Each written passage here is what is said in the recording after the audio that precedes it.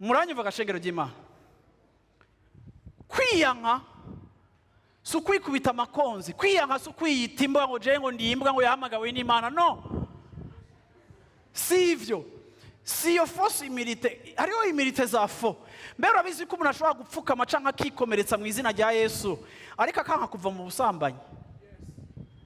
Mbega urazi ko umuntu ashobora kuba yikomeretsa akibabaza akisonzesha iminsi 40 ariko afise urwanko atari prêt kubabarira, uravyumva? Canke hari umuntu ateranya abantu.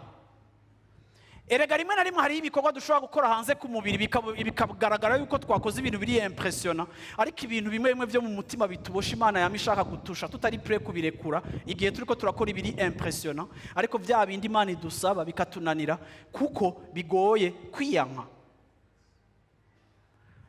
Abakristo baratora formule, umuntu avuga ati jega pastor jewe mandikigaba mu bintu vyinshi n'ivy'Imana vyarananiye ngo akovuga ngo jewe ngo ifaranga ndaritanga. Si wowe ushwazisa ivyo wumvira mu Imana n'ivyo utumvira mu Imana. Ushobora gutanga amafaranga yawe ariko ukaba waranka Imana kuyiha umutima wawe. Hama amafaranga yawe akadufasha twe muri Life Center ariko wowe ugapfa ntihagire n'ico wandikisha mu ijuru, ntuzona yahembegwe, ntihagire n'ico Imana izokwandika ko wakoze, bikitwa ibikorwa Bibiliya yitwa ibikorwa bipfuye bizotabwa mu muriro, ukazoja niba ashika no mu ijuru ugashikayo nk'uwataco yakoze, kuko hari ivyo Bibiliya yitwa les œuvres mortes. Ni gihe cose ikintu cose ugikora ariko uri en dehors ya Imana gushaka, kuko uri désobéissant mu vy'Imana ikubwira ariko ugashima kuba obéissant mu vyo wowe ushwazisa parce que ça t'arrange.